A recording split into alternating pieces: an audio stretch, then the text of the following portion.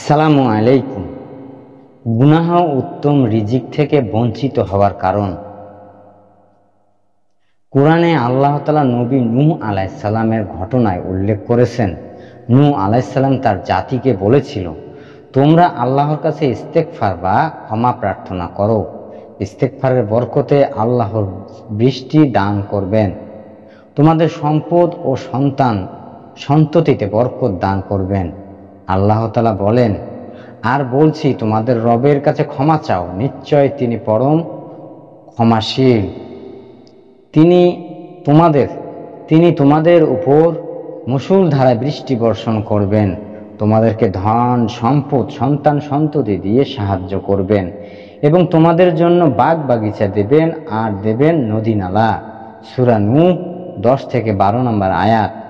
অর্থাৎ গুনাহ মুক্তির ফলে ইস্তেগফার বা ক্ষমা প্রার্থনার ফলে পরকালের নিয়ামত তো রয়েছেই, দুনিয়ার জীবনেও আল্লাহ বরকত দান করেন।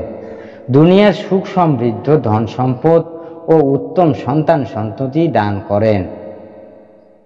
বিপরীতে গুনাহ করলে মানুষ রিজিক থেকে বঞ্চিত হয়, আল্লাহর নিয়ামত থেকে বঞ্চিত হয়, উত্তম সন্তান সন্ততি থেকেও বঞ্চিত হয়।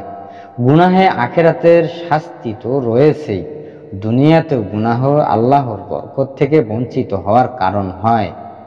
সাওবান রাদিয়াল্লাহু থেকে বর্ণিত, তিনি বলেন, আল্লাহর রাসূল সাল্লাল্লাহু আলাইহি সাল্লাম বলেছেন, দোয়া ছাড়া আর কিছুই ভাগ্য পরিবর্তন করে না, নেক কাজ ছাড়া আর কিছুই আয়ু বাড়ায় না, এবং পাপ ছাড়া আর কিছুই মানুষকে রিজিক থেকে বঞ্চিত করে না।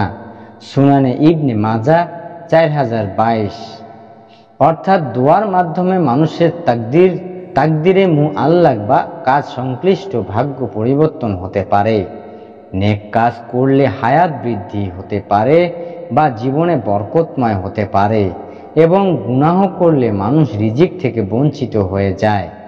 তাই কোনো গুনাহে জড়িয়ে পড়লে যত দ্রুত সম্ভব ওই গুনাহ থেকে বিরত হন এবং তওবা করুন।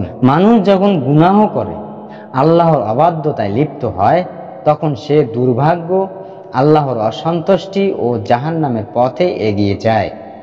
গুনাহের জন্য অনুশোচনা হয়ে ইস্তেগফার করলে, আল্লাহর পথে ফিরলে আল্লাহ দুনিয়ার জীবনে রহমত ও বরকত দান করেন, রিজিক বৃদ্ধি করে দেন।